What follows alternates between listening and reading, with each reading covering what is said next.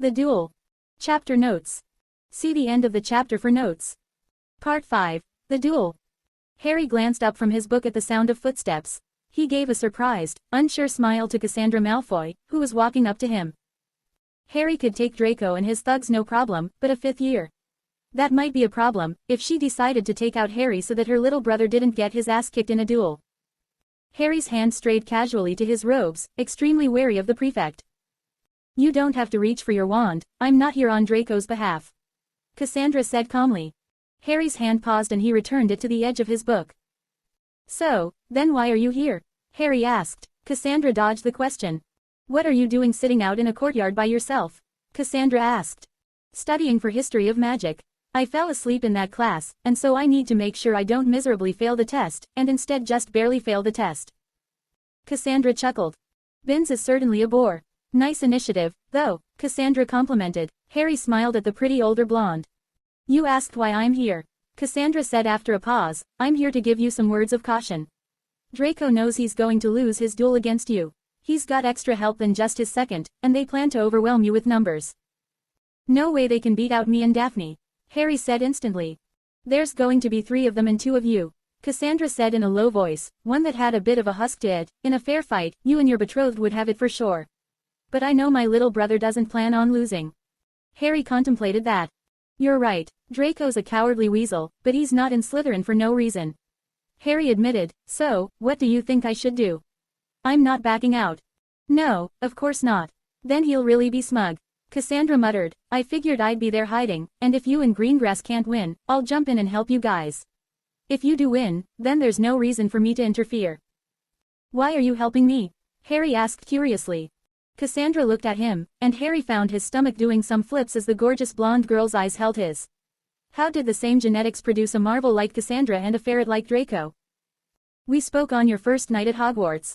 I liked you. I still do like you. My little brother is insufferable, and I don't ever plan on spending much time with him.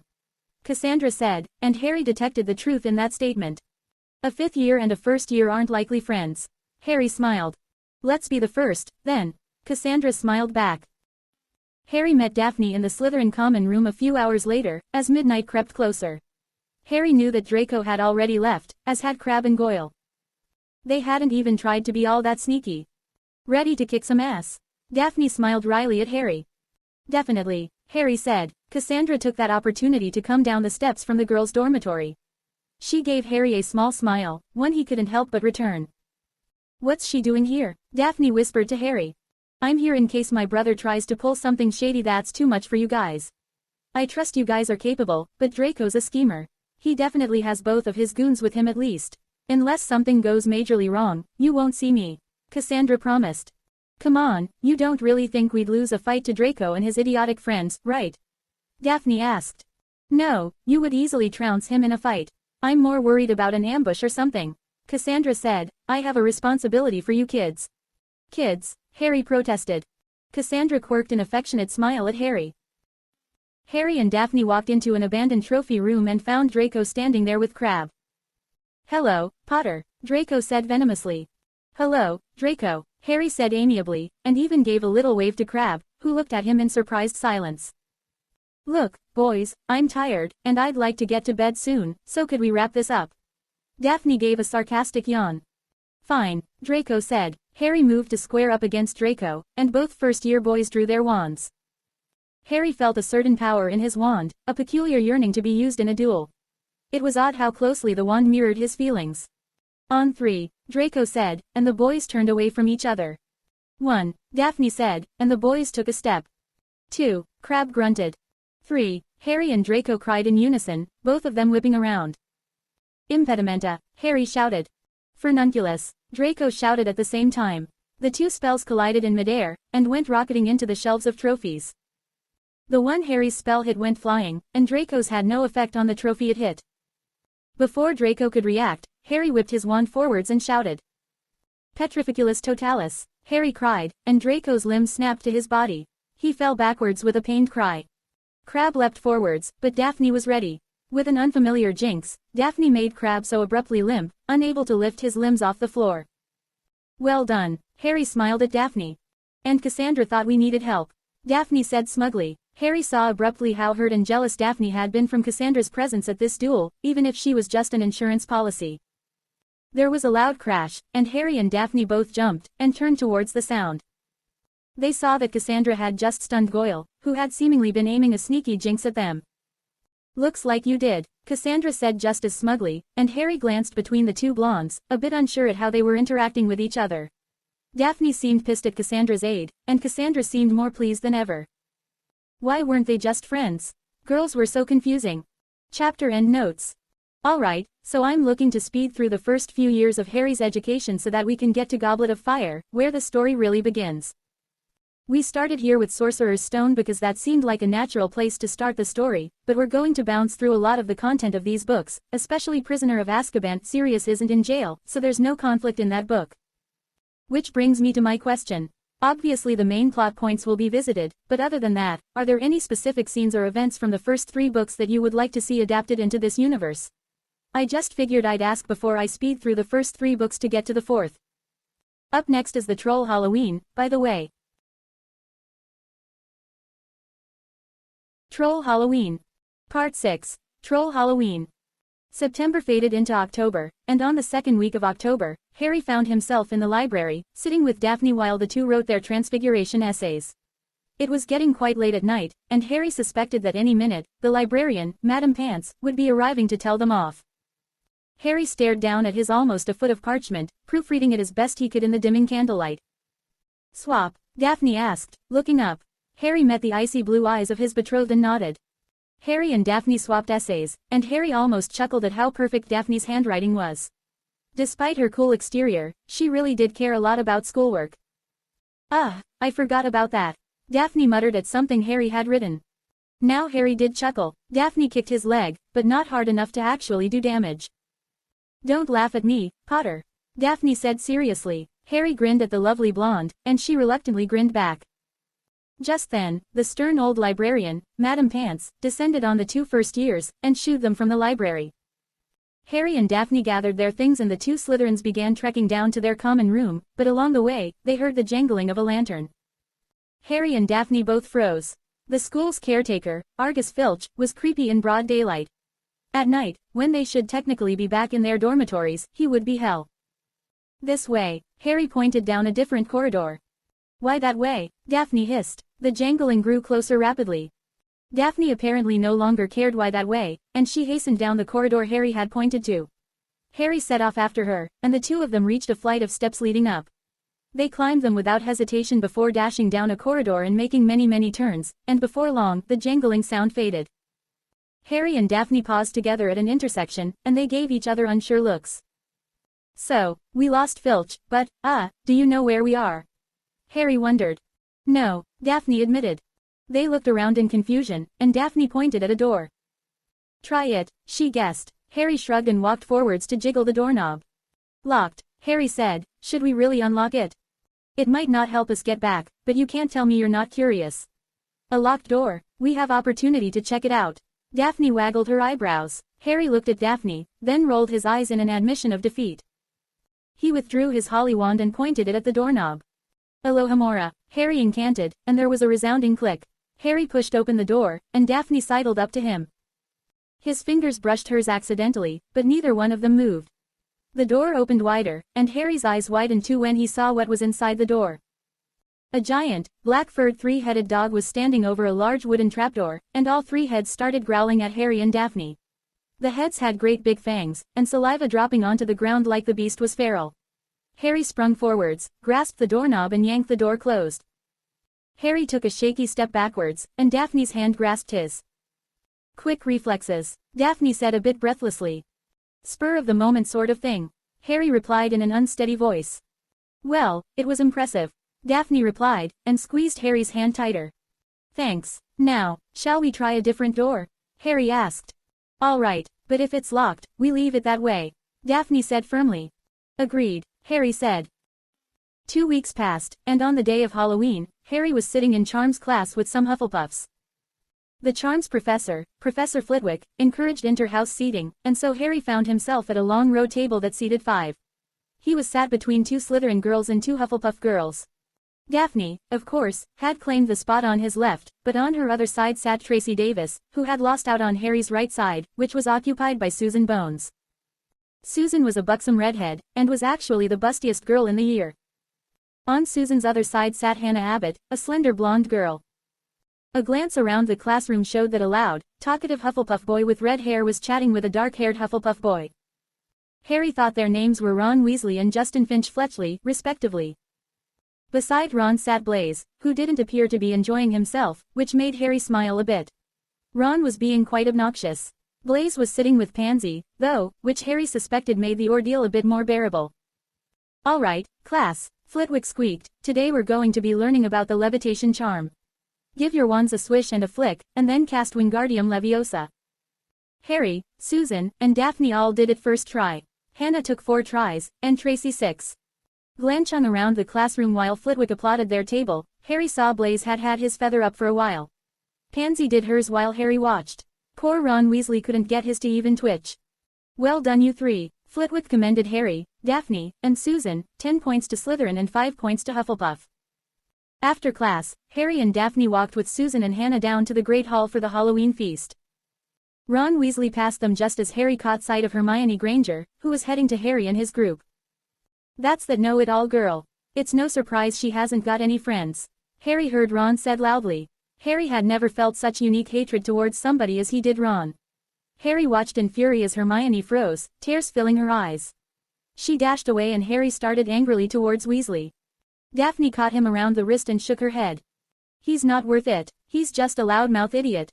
Trust me, there's better ways to get revenge on someone than hexing them in the middle of a crowded corridor," Daphne said. Harry gave a nod, glaring at the back of Ron's bright ginger head. "I can't believe he'd be so rude to Hermione," Susan muttered, "she's so nice." "Yeah, she is," Harry said. "Look, let's go to the feast. When Hermione shows up, we can go and assure her that she does, in fact, have friends," Daphne said. "All right, that works for me," Harry sighed.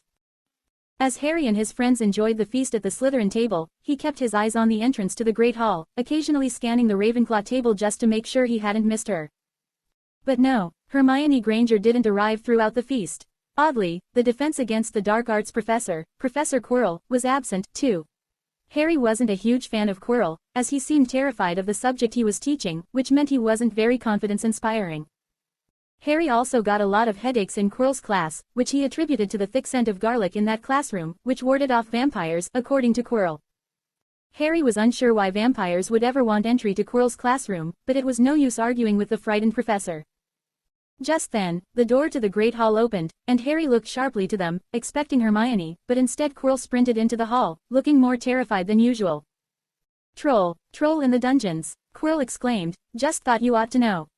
Quirrell then promptly fainted. There was a brief silence, and then a massive uproar as students started panicking. "Silence," roared Professor Dumbledore. "Prefects, please lead your houses down to their dormitories, and remain there until your head of house informs you otherwise." Harry looked at Daphne. "Hermione doesn't know about the troll," Harry said at once. "Always have to play the hero, huh?" Daphne asked in exasperation. Harry gave a shrug, and he and Daphne both rose to their feet, pushing their way forwards through the throng of panicked Slytherins. They were almost through when Cassandra grabbed Harry's arm and yanked him towards her. He looked at her in surprise. "What are you doing?" she asked shrewdly. Heading to my dormitory," Harry lied. Cassandra said in complete disbelief. The other Slytherin prefect, Gemma Farley, was ushering students forwards, and they relatively ignored Harry and Cassandra, except Daphne, who stood a few feet back looking mutinous. "Look, a friend of ours, Hermione, she's not at the feast. Some ass Hufflepuff insulted her, and so she ran off, you see." Harry tried to explain. Cassandra glanced around at the Slytherin students, who had almost all left. She released Harry's arm, and gave him a very serious look. "Okay, go, but be very careful, I don't want to have to fill out paperwork if you get squashed by a troll," Cassandra said, an odd tone to her last sentence, as if it wasn't what she really wanted to say. "Thanks, you're the best," Harry exclaimed, and then he and Daphne hurried out of the Great Hall. He noticed Daphne looking at him oddly. "What?" Harry asked a little self-consciously. "Nothing. Where do you think Hermione is?" Daphne asked. "I dunno. Is there a girl's bathroom near Charms?" "Maybe she went there," Harry asked. Daphne thought for a minute. Worth a try, she decided, and led Harry towards and then past the charms classroom. They headed in the direction that Hermione had run off in an hour or so ago. Harry hesitated on the boundary of the girls' bathroom, but Daphne rolled her eyes. "Don't be an idiot," she said, not without affection, and pulled Harry into the bathroom. They saw Hermione standing at a sink, with red eyes, indicating she'd been crying. "Harry, Daphne, what are you two doing here?" Hermione asked in surprise, catching sight of them in the mirror. "We were worried about you," Harry answered. Hermione gave a happy smile. "You were? That's so sweet," Hermione beamed. "Not because of your feelings, Granger, there's a troll on the loose," Daphne said exasperatedly. "A troll?" Hermione asked in shock. "Yes, a bloody troll," Daphne said in an unusually venomous tone. "Look, you should get back to your dorm." "It's not," Harry trailed off at the sound of loud footsteps. Harry and Daphne backed away from the bathroom door. "We're fucked, aren't we?" Daphne groaned. The door to the bathroom was smashed, and a troll smashed through the wall with its mighty club. Harry pulled Hermione and Daphne back with yet another well-placed bout of survival instinct, and the 3 first years scrambled backwards against the stalls. "Plan?" Daphne asked. "Stupefy," Harry shouted, remembering how Cassandra had stunned Goyle on the night of his duel with Malfoy. A red jet of light burst from Harry's wand, hit the troll's thick, leathery skin and did absolutely no damage. "Oh, hell," Harry swore. "Let's do it together, on 3. Daphne said, lifting her own wand. Hermione raised hers as well. 1, 2, 3, Harry counted. "Stupefy," the 3 shouted together, and 3 red jets of light burst from their wands and smashed into the troll as a unified wave of magic. The troll gave a great bellow and fell backwards, smashing up the sinks and the mirror, but he was stunned. The 3 first years stood there in stunned silence, and then Daphne let out a cheer and threw her arms around Harry. Daphne wasn't much of a hugger, so this very much surprised Harry. He wrapped his arms tightly around his betrothed, rather enjoying how her breasts felt against his chest. Daphne stepped back from the hug, and Harry gave her a surprised smile, which she returned a bit wryly. "Thank you for coming for me. That troll surely would have gotten me," Hermione said. Harry gave the bushy-haired girl a bright smile. "It wasn't a problem. Don't listen to what that jerk Ron Weasley said. I'm sure you've got loads of friends, but you've definitely got at least 2. Harry said. Hermione looked over the moon about this, and she, too, hugged Harry. Being Muggle-born, she didn't have the same physical indicators of power that pure-blood witches like Daphne or Susan had, but the hug was still nice all the same. "Oh my," a voice gasped, and Harry let go of Hermione and turned to see Professor McGonagall at the doorway. "You 3, what did you? How dare you go looking for trouble?" McGonagall demanded, seemingly too distraught or angry to form a sentence. "No, Professor, they weren't looking for trouble, they were coming to help me. I was in here crying, you see. When they heard about the troll, they knew I wouldn't know, so they came to warn me.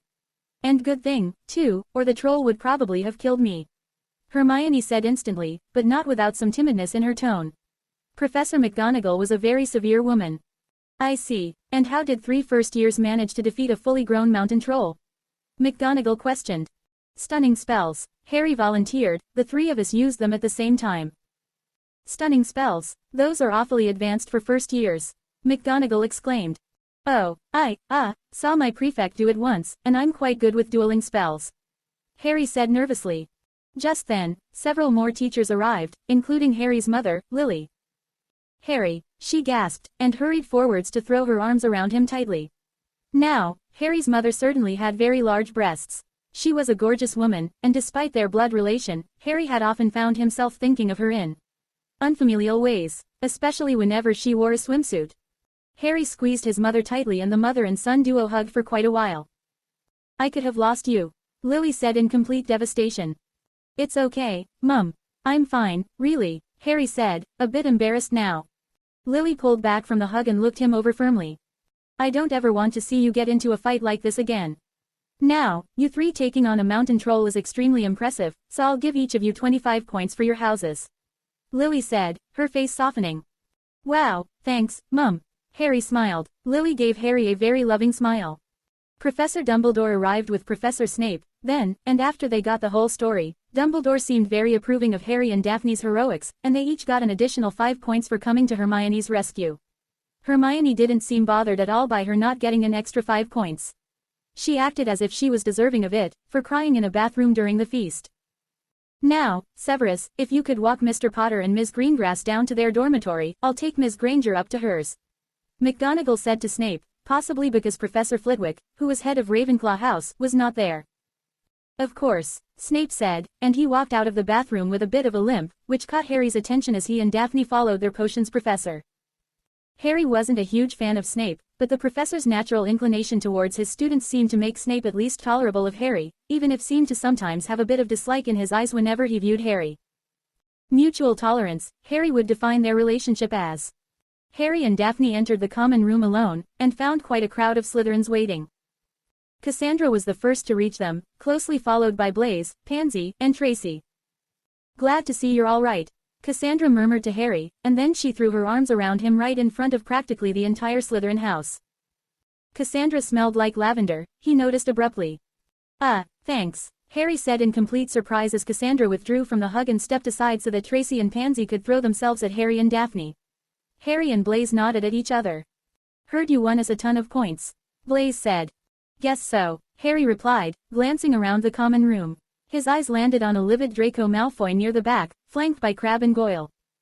Several older Slytherins complimented Harry and Daphne, and they soon found themselves recounting the adventure with the troll minus the reason they were there, which was left out by them both so as not to embarrass Hermione.